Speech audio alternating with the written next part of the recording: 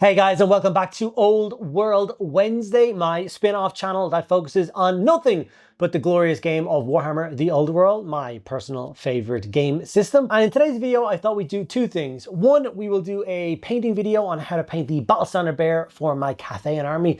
And number two, I thought I'd talk you through my first Old World project of 2026. And it is, of course, going to be my Cathay army. So I want to build a fully painted 2,000 points Cathayan army. I've got most of what I need already. It's already set up in front of me.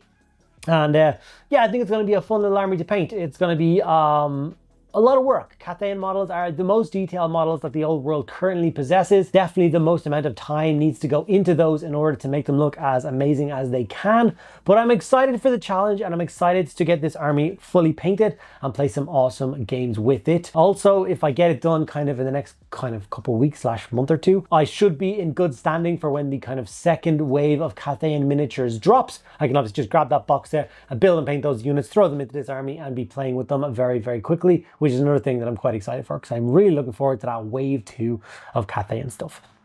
Now, if you are enjoying the Old World channel and the Old World content that I've been giving you, please do make sure that you're giving these videos likes, making sure you're asking any questions or leaving any comments you want to say down below, and making sure you're subscribed. Those things cost you nothing, but they make a huge difference as to how many people see these videos and how quickly the channel grows. Also, if you want to support the channel even further, there's things like Patreon linked down below. There's a whole host of reasons to be a member of the Patreon. Monthly giveaways, extra videos every single week, community showcases on Discord, and painting competitions, a whole host. So check it out down below, see all the benefits, and then decide for yourself. Okay, without further ado, let's dive in and have a look at this army, and then we'll dive in and do the painting after that. Okay, so this is the army project as it currently stands. And it basically consists of 2 units of 18 Jade Warriors. So these awesome miniatures. So originally I built one giant block of 28, which was kind of 4 ranks of 7. I didn't realize how elite these soldiers were, so that was a bit of a mistake. So I've since split the unit up, and I've built this one unit of 18 with the halberd and the full command, because I only built one full command, which is really annoying. And then the second unit is obviously missing a bunch of guys. But that's okay, because these guys aren't actually going to be used, because my second unit of 18, I want to have hand weapon and shields. Therefore, this particular unit is the only thing that I don't have in the army as it stands. So that's the one thing I'm going to have to buy is one more box of Jade Warriors. I also have one large unit of 10 Knights. These guys can fight in 2 ranks. They are pretty gnarly. That's why I did a unit like this. You know, small frontage, but a lot of power. I'm not sure whether I should have done it as the kind of 2 ranks of 5 or 2 separate units of 5. You guys can let me know in the comments if I should have done 2 smaller units or whether the one big unit of 10 is going to be a good choice. I'm not entirely sure. If I decide to split the unit, it does once again mean that I have to buy another box set because I only built one command. We have the dragon. So the dragon is actually all fully painted. There's a whole video on the mayyyybe dragon all painted up, but I haven't painted up the actual lady herself. So she is still inside this box set. I haven't even built her. So I need to build that before I end up accidentally throwing out that box set and we have a bad time. We have 2 artillery pieces in the army list. So of course I have one, which is the glorious cannon. And I've given them these nice custom bases. I'm going to do nice scenes for each of them. It's going to be epic. And we've got one with the rockets over on this side. Once again, same thing, nice custom. All the artillery crew are different, and it's going to be really cool. We have our BSB. This is the guy we are painting in today's video. So I'm going to show you me painting of this guy today. So that should be a bit of fun. We do have the Longma in the list, so I'm very excited to get that painted. We do have our Jade Sentinel in the list. We do have our Gate Master in the list, and we do have a Magistrate on his balloon in the list. The balloon is another one that's already painted, as well as the Sentinel. I'm just currently working through the crew. I've been doing this on my Twitch streams for the last kind of couple of weeks, so I just have to finish off these. And then there's like a handful of extra parts, which are like the bombs and extra railings and stuff, which hang off the kind of back of the balloon. So I'm gonna get that all done. The balloon is obviously my centerpiece model. It's my favorite piece of the Cathayan army is that. So I want to make sure that absolutely every detail is fully painted and it's a fully done model. And I'm just so excited to do that.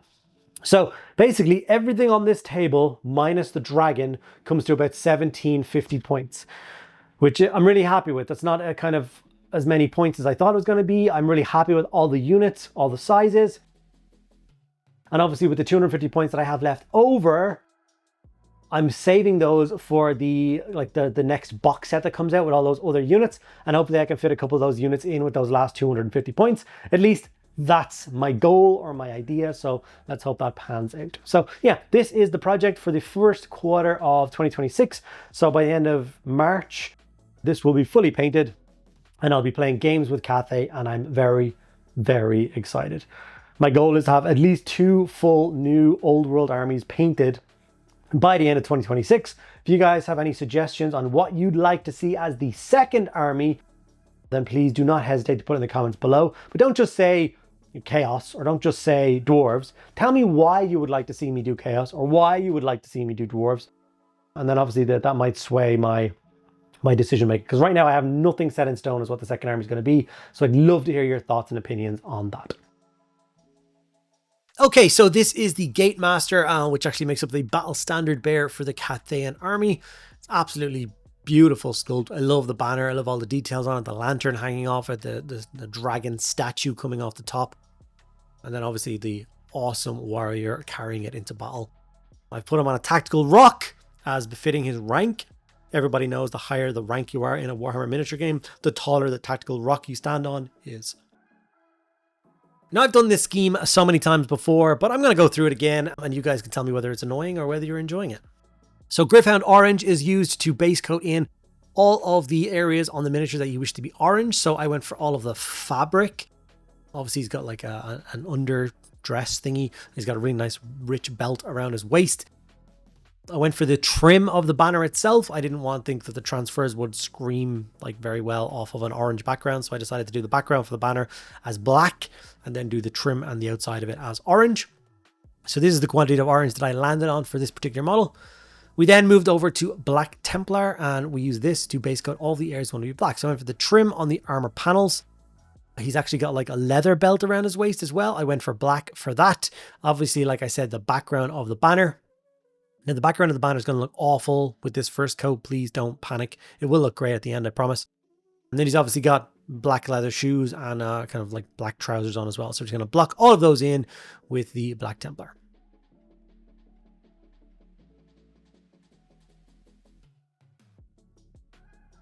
From here, we move over to Lead Belcher and we use this for all of the armor panels. So obviously this guy is fairly heavily armored, very well protected, carrying the army standard. So he needs to survive. So I took my time, went around, find all the different armor panels, whether that be up his like wrists and up on his shoulders, as well as all of his like chest piece armor, his helmet. Certain parts of the banner as well are going to get done in silver. So just take your time, go around and find all those different sections. Wildwood was then brought in for some of the kind of, I don't know, other details. So he's got a leather pouch on his hip. He's got that kind of drinking flask, which is made out of like a coconut shell style thing. Can't remember what it's actually called. They're really cool in real life. I don't really have a particular set color for painting them for this army yet. I really should, but I just went for brown. And then we also did the haft of the banner in brown as well.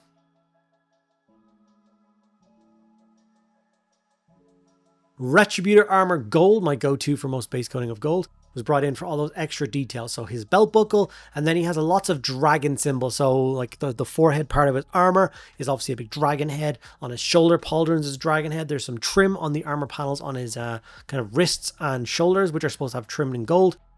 Some trinkets hanging off the lantern of the banner is gold. The dragon on the back of the banner is gold. So try and find all those bits and make sure they're gold. Dark Oath flesh was then applied to the very minimal amount of skin showing, so just his face and his hands, and everything else is covered up.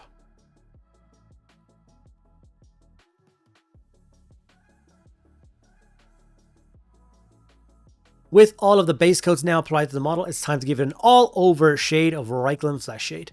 Some people may question my choice of Reikland Flesh Shade for this, but it just really works. It sits really well over the orange, it sits really well over the gold.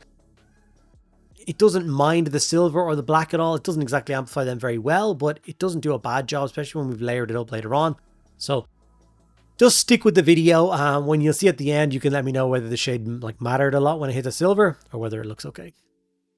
Now time to start the layering process and making this model really pop and really show his kind of rank on the battlefield, how important he is. So we're going to take our time, make sure we do a really nice job with the layering.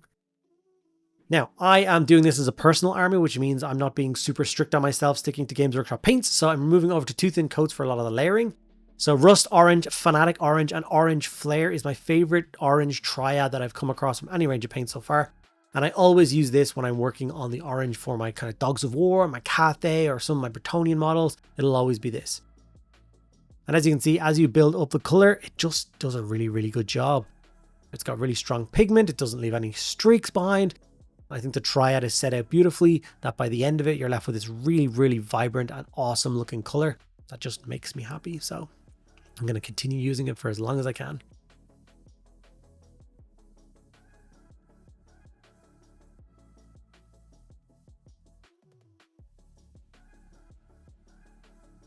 Moving on to the second coat of orange now. Each time we move into the next kind of color, we're going less and less and less with the amount of coverage we're going for. Just the kind of highest points. We're just trying to accent the kind of folds in the fabric, some of the sharper edges, and leave the recesses nice and dark and shadowed.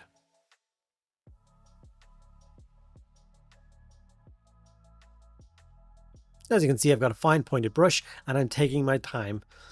The BSB is obviously a model that will stand out quite a lot in your army. People will be looking for it as an important piece, so they will be paying attention to it. So try and do a nice job as you can.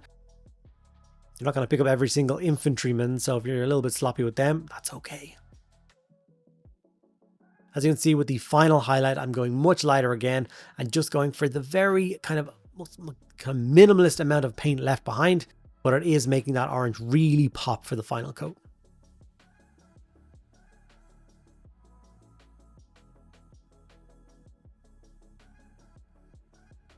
Okay, with the orange all done, it's time to work up the black parts of this miniature. And for those, we're going to go for Death Reaper and Dungeon Stone Grey. That's the mid-tone and the highlight of this kind of black triad that they have. And like I said, we've got all the trim of the armor. We've got the banner to do. We're going to do the Dungeon Stone Grey on all of the black parts except for the background of the banner. We will be doing on the background of the banner, but we're going to sponge it on just lightly, and it's after the transfers to help the transfers blend into the fabric, look a little bit more worn, more battle ravaged. So yeah, bear with me with that. The mid-tone of black goes on. As you see, it tidies it up really nicely. And then when it goes to the final highlight of grey, you can see I'm just hitting those sharp edges, a very small amount, and it will make that kind of black pop a little bit. Black's not really supposed to pop. It's supposed to be like a background color, really. That's why I love putting such a vibrant color next to black. The orange really screams out at you from this. So I did have a whole section of this video dedicated to applying the transfers, and you guys know that I love transfers, and I think I'm very, very competent when it comes to transfers. If you've watched my Cathay balloon video, I think that's testament. Something was wrong with this transfer sheet. I don't know whether it had dried out or I don't know what went wrong, but the transfers themselves were they were like really like rice paper or something. They were cracking, they were flimsy. It was really irritating. Actually damaged the first one so much that I took it off, and I ended up going for 5 smaller transfers on each side as opposed to 1 large transfer. I think the effect sells itself. It looks really nice, but I was planning on putting the giant big dragon-headed mural on either side, so yeah. I also wasn't paying attention to the fact that these dragons look left and right. And thankfully I guessed or flukily put them on the right way round, so that the 2 dragons are looking forward. Didn't even notice that when I was applying it, so I'm happy that I did that. And this is that Dungeon Stone Grey, like I said, being sponged on over the banner, just to help those details blend in a little bit. I think it works really well. It's very simple, but it works. Lead Belcher was then brought in to highlight all those metallic bits, and anyone that was kind of panicking about the Reikland Flesh shade going over the metallics, as you can see here, we are tidying that up quite a lot. If there's some Reikland Flesh shade left behind in recesses, it doesn't really make too much of a difference. The model as a whole is quite warm, so having the shadows be a little bit warmer, not just brown or black, it works too. I like it. Obviously going in with a brighter gold, Liberator Gold, to highlight all the gold sections. And as you can see, once again, I'm just going for light touch highlights on those highest areas. If you're doing the dragon head, you're just doing like nose, cheek, tops of the horns, some ears, chin. And all the recess will stay that nice shaded down Retributor Armor Gold. Looks really nice. A small amount of Iyanden yellow was used just to make that lantern light pop. These guys are marching during the day, so it's quite bright out, but the lantern would still be on, giving off a small amount of illumination. And I find that throwing just a nice yellow contrast into that sells the effect without having to do too much work. And then obviously we built up the face. We did Kislev flesh, we did a Berserker Bloodshade, and then we did Kislev flesh over the top. So Cadian, Berserker Bloodshade, and then Kislev. Took our time, did a nice job, trying to get his little sharp details into focus. And then after that, all we were doing was adding a couple of grass tufts to this miniature and calling the model done. So we now have another character and another important piece finished for this project. The army-wide battle standard bearer is now complete. The next thing I want to tick off is the balloon crew. I want to have the balloon 100% done, and then I'm going to move on and do some of the more kind of normal stuff. So we're going to start on a unit of 18 Jade Warriors. You'll get a couple of videos on those. It should be fun to kind of go through this journey of getting the Cathay army done. And as I start playing some games, I'll give you guys a review of how I'm finding the army and what units are working, what units are not working, and all that jazz. Hopefully you guys enjoyed the video. If you did, do all those things I said at the beginning, linked down below. And yeah, looking forward to bringing you your next Old World Wednesday video next Wednesday.